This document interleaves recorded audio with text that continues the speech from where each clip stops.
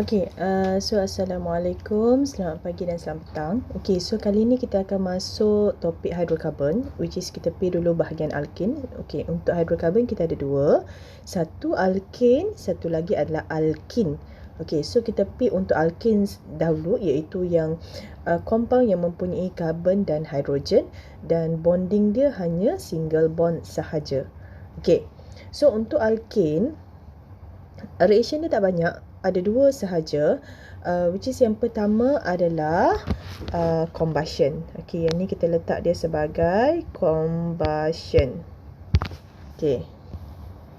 Dan reaction yang kedua dia adalah halogenation. So nama dia adalah halogenation. Ni nama reaction. Nama reaction apa? Combustion. Dua sahaja reaction untuk alkin. So alkin saya bagi dia punya general structure dia adalah RH. R tu maksudnya alkyl group lah. Dan kita tambahkan dengan satu hidrogen. So reaction ada dua, combustion dengan halogenation. So kita pergi dulu untuk combustion.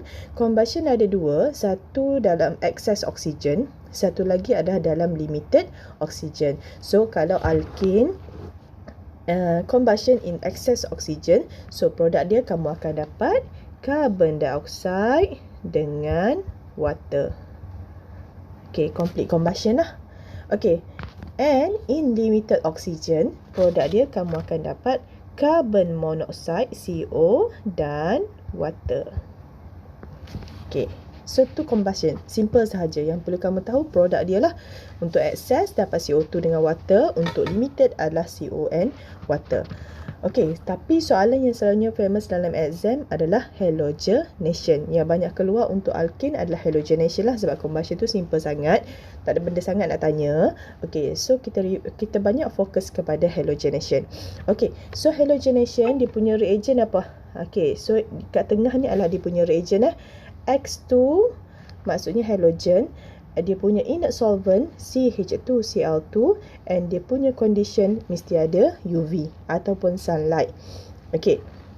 UV ni bila nak tulis dia punya condition, UV ni kita letak bawah arrow dia punya condition, and dia punya reagent kita letak atas arrow. So X2 tu siapa? X selalunya kita guna simbol untuk group 17. So X yang biasa kita guna yang aktif adalah dia punya sama ada kamu guna bromine ataupun chlorine.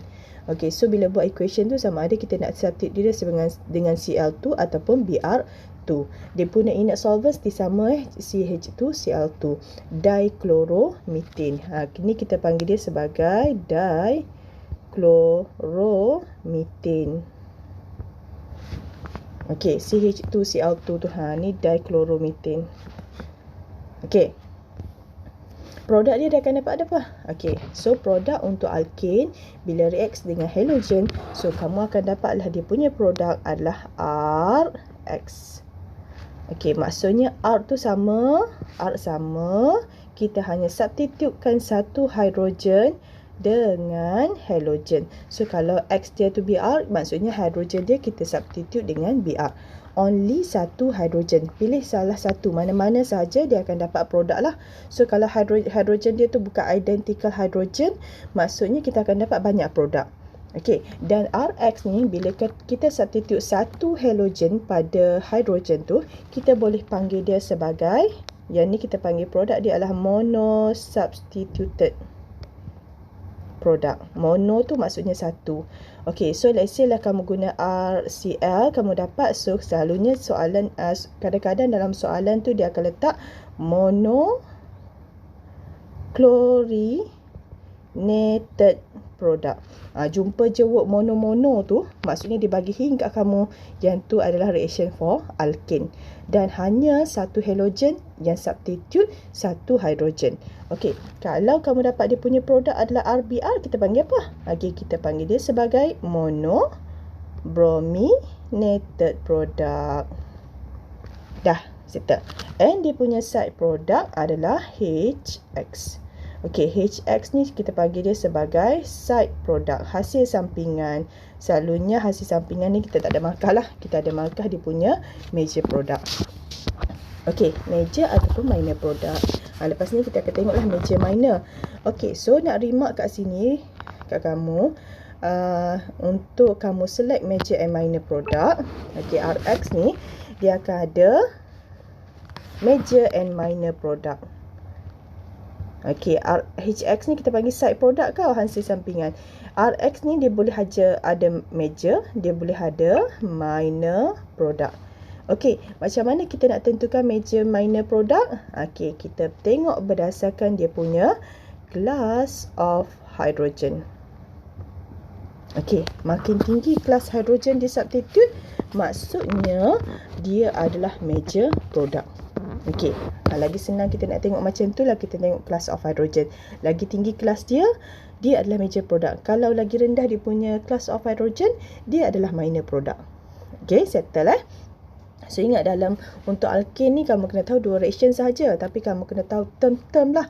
Okey, ni maksudnya monosubstituted product. So kalau chlorine kita panggil monochlorinated, kalau bromo kita panggil monobrominated.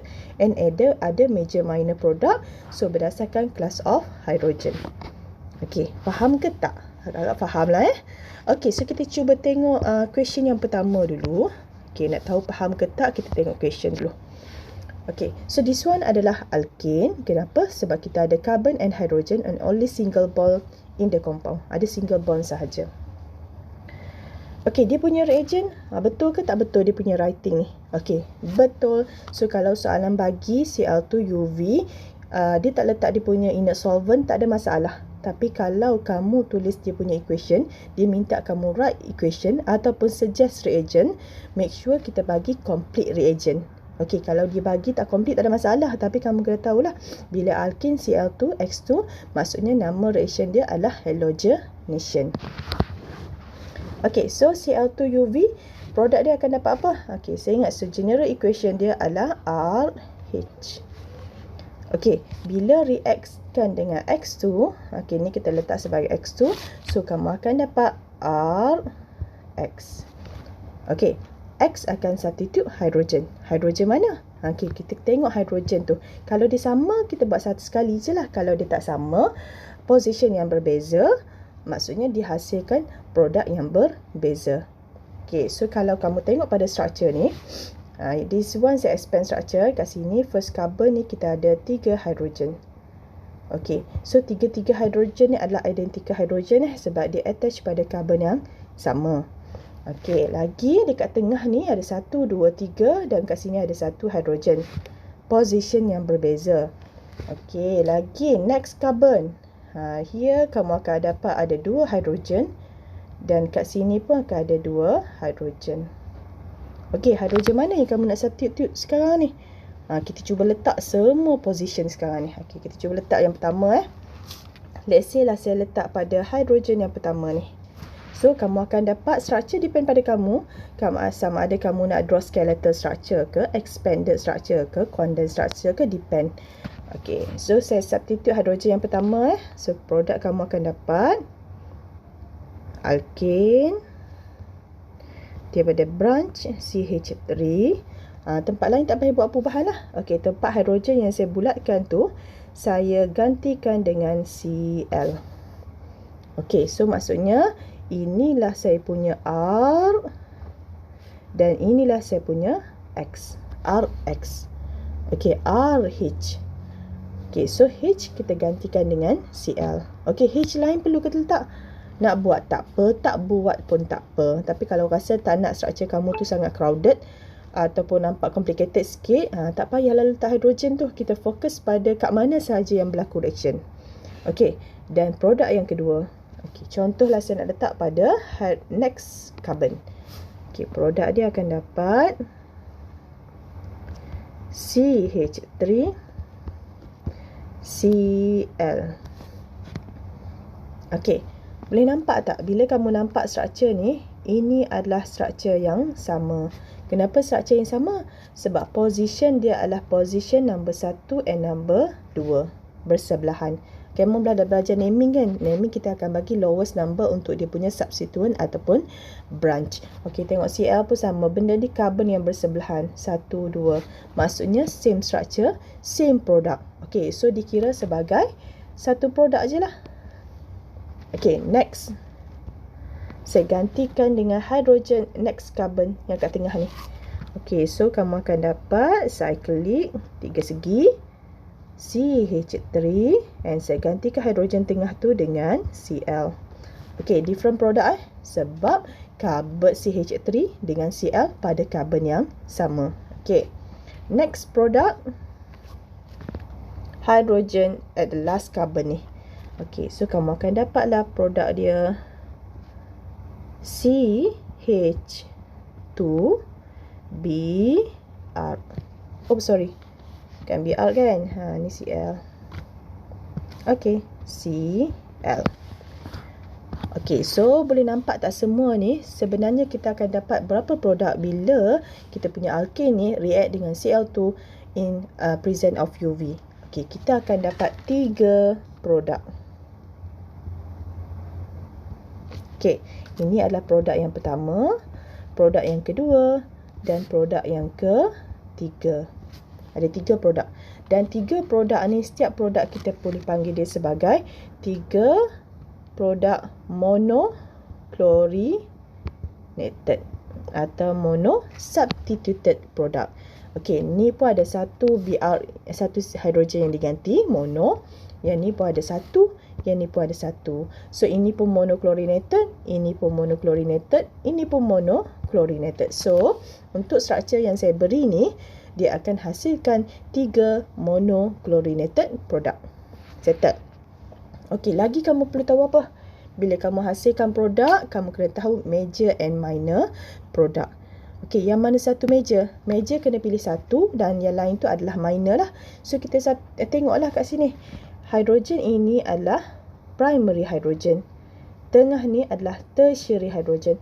And the last one ni adalah secondary hydrogen. So, berdasarkan class of hydrogen, lagi tinggi kelas dia, dialah jadi major product.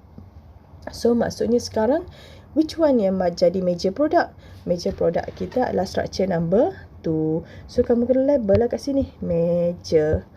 Dan 2 lagi akan jadi minor product and minor product. Okey. Okey, itu sahaja yang perlu kamu tahu untuk reaction dan dia punya type of reaction. Saya letak kat sini tunggulah. Untuk halogenation, kita ada dia punya type of reaction. Type of reaction dia apa? Adalah free radical substitution. Okey, sebab kita ada UV. So, bila ada UV, dia boleh supply energy untuk buat homolytic cleavage. So, bila kita buat homolytic cleavage, kita akan producekan free radical. Okey, so untuk alkene, kamu kena tahu ada berapa reaction. Lepas tu, untuk halogenation, nama reaction dia adalah halogenation. Dan type of reaction dia adalah free radical substitution. Okey, lepas tu produk dia kita panggil sebagai monosubstitute product. Dan ada berapa monosubstitute product, kita tengok berdasarkan class of hydrogen dengan position of hydrogen dia. Okey, kalau hasilkan produk yang sama, position yang sama, maksudnya dia same product. Okey, lepas tu major minor product. Tentukan major minor. Macam mana nak tentukan major minor? Berdasarkan class of hydrogen. Okey, kalau dah faham, maksudnya kita dah settle lah untuk reaction for alkene.